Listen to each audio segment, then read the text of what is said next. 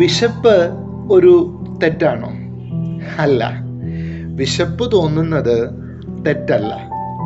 എൻ്റെ വിശപ്പിനെ ശമിപ്പിക്കാൻ കല്ലുകളെ പോലും അപ്പമാക്കാൻ ഞാൻ ശ്രമിക്കുമ്പോഴാണ് അത് പ്രശ്നമാകുന്നത്. മറ്റൊരു വാക്കിൽ പറഞ്ഞാൽ, എൻ്റെ ജീവിതത്തിൻ്റെ നിയന്ത്രണം എൻ്റെ വിശപ്പ് ഏറ്റെടുക്കുമ്പോഴാണ് പ്രശ്നം. എൻ്റെ വിശപ്പ് കാണിച്ചു തരുന്ന വഴിയെ ഞാൻ നടക്കാൻ തുടങ്ങുമ്പോൾ ഞാൻ സൂക്ഷിക്കണം. ഈ വിശപ്പ് എന്തുമാവാം.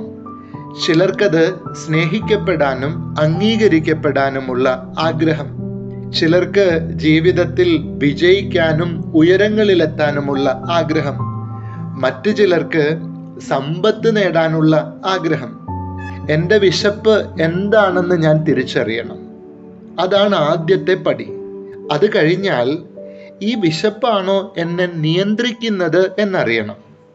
ചിലർ പറഞ്ഞു കേൾക്കാറുണ്ട്, ഈ മൊബൈലൊക്കെ വേണ്ടെന്ന് വെക്കുക എന്നത് എനിക്ക് സിമ്പിള് കാര്യമാണ്, വേണ്ടെന്ന് വെച്ച് കാണിച്ചേ, അപ്പോൾ അറിയാം ആ വിശപ്പാണോ നിന്നെ നിയന്ത്രിക്കുന്നത് എന്ന്. ഇന്ന് സത്യസന്ധമായി ഞാൻ എന്നോട് ചോദിക്കേണ്ട ചോദ്യം ഇതാണ്: is there anything controlling my life? എന്നെ നിയന്ത്രിക്കുന്ന എന്തെങ്കിലും വിശപ്പുകൾ എൻ്റെ ജീവിതത്തിൽ ഉണ്ടോ? തീർച്ചയായിട്ടും ഉണ്ട്, കണ്ടെത്തണം.